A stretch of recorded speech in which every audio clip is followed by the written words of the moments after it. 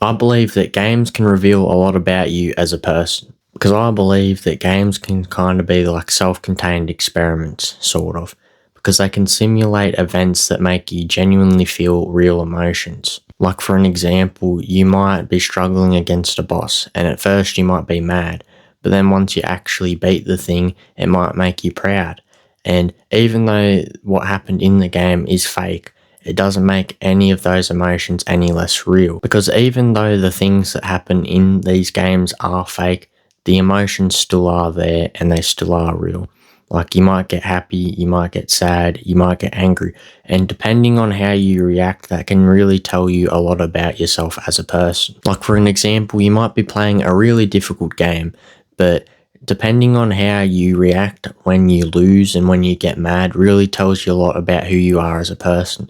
Like, for an example, if you're playing a Souls game and you're repeatedly losing to a boss, you can either drop the game completely and just quit it, or you can get motivated to get better, increase your skill, and eventually beat the boss. And that can tell you who you are and what you react like under certain situations. Now, I know it won't reveal everything about you as a person, but it can reveal little bits about you.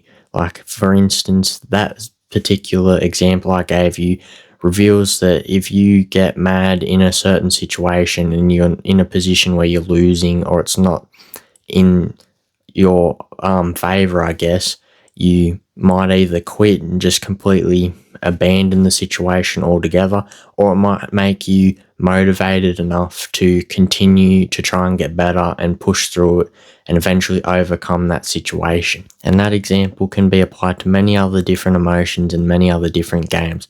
For an example, you might be playing a game where something good happens to your character and you might be happy for them, and that will show you how you are reacting to others in good situations. And you might think this is a bit stupid or a bit extreme, but the thing is, books do this, movies do this, and games do this.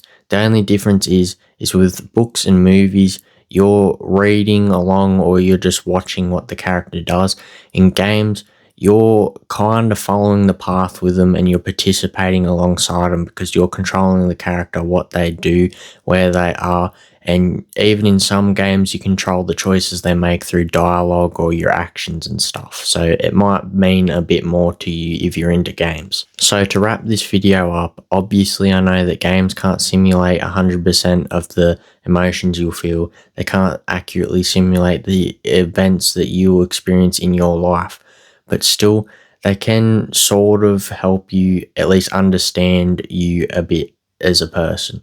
And I think that is at least something anyway.